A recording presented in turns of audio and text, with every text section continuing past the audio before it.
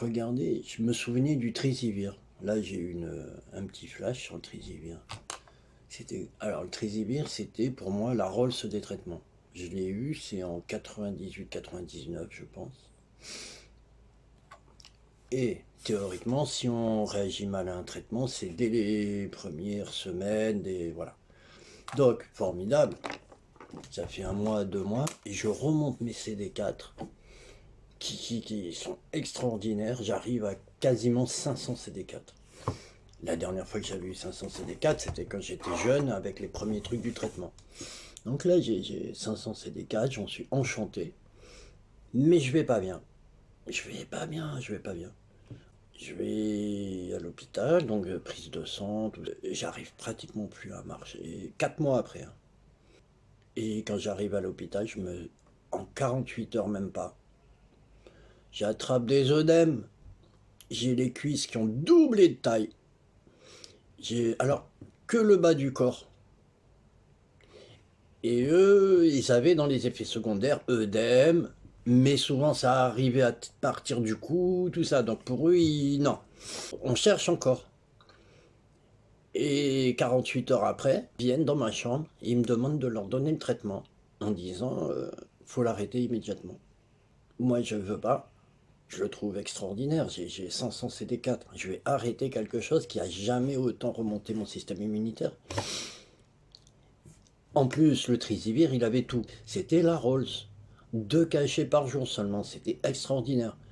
Qu'effectivement, 4 mois après, ce traitement est très dangereux et avec un potentiel fatal. Donc c'est impressionnant. On est capable de vous donner un traitement. Moi, j'ai été prêt à continuer le traitement parce que je ne voulais pas admettre qu'il soit si toxique. Donc il a eu l'autorisation de mise sur le marché, il a tout eu, hein. Et il avait un taux de toxicité énorme. J'ai voulu savoir. Parce que déjà, il faut qu'on m'explique pourquoi j'ai plus le droit de prendre un médicament, qu'on me dit c'est du poison. Et en plus, je vais passer sur quoi après? Traitement. Et pareil, l'autre traitement, c'est au petit bonheur la chance, hein. C'est le Toubib qui choisit. Bien sûr, plusieurs médicaments avaient les 4 molécules, 3 molécules dedans. Terrible. Et donc le coup du Trisivir, ça n'a pas marché du tout. Juste après, je prends Caletra Truvada. Alors Caletra, il y a l'antiprotéase et un tout petit bout d'antivirus, antiviral. Et le Truvada, il a 3 antiviraux. Et vous ne me croirez pas, pendant le traitement de l'hépatite C, j'ai oublié de prendre le Truvada. Je prenais tellement de médicaments, j'ai oublié. Et à la fin du mois, quand je vois que je prends plus le Truvada, je me dis, oh là, je vais me faire engueuler. On fait les prises de sang, non, non, tout se maintient bien, malgré l'hépatite C, les traitements, tout ça. Et au bout de 2 mois, 3 mois, je l'avoue à mon toubib en disant, faut plus me le prescrire, ça sert à rien, parce que les boîtes, je les prends pas. Et là, le docteur pas content, on fait des prises de sang. Donc effectivement, il n'y a pas de Truvada dedans. Et on me demande de le reprendre, hein. Et je refuse. Et au bout de 6 mois, j'avoue en plus que le Caletra, qui n'est que l'antiprotéase avec un tout petit bout d'antivirus, je le prends en demi-dose.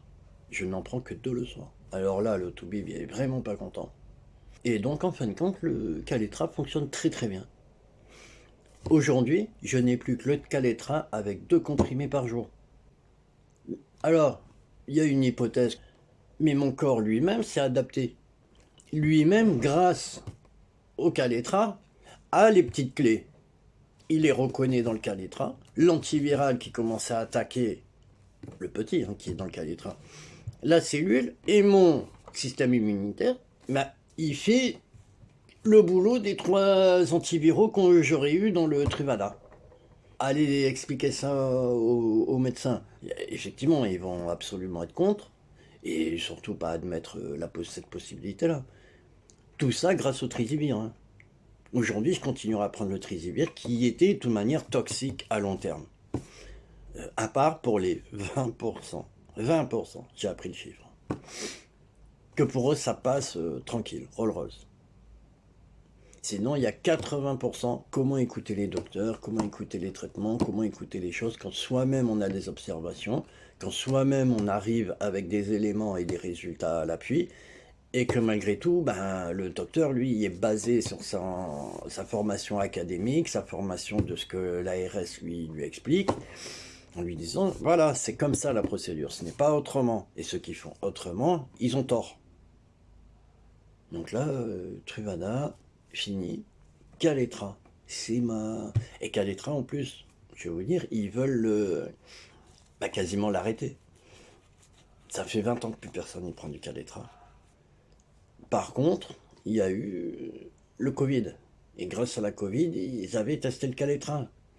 Et ils avaient eu une certaine réponse positive. Donc, voilà, aujourd'hui, on en trouve toujours du Caletra, grâce à la Covid. Hein. Sinon, moi, à l'époque, on m'expliquait, il va falloir trouver, passer sur une autre alternative, parce que de toute manière, le médicament, ils vont l'arrêter. Ah, ouais. Les traitements. J'en ai vu des traitements. À gogo.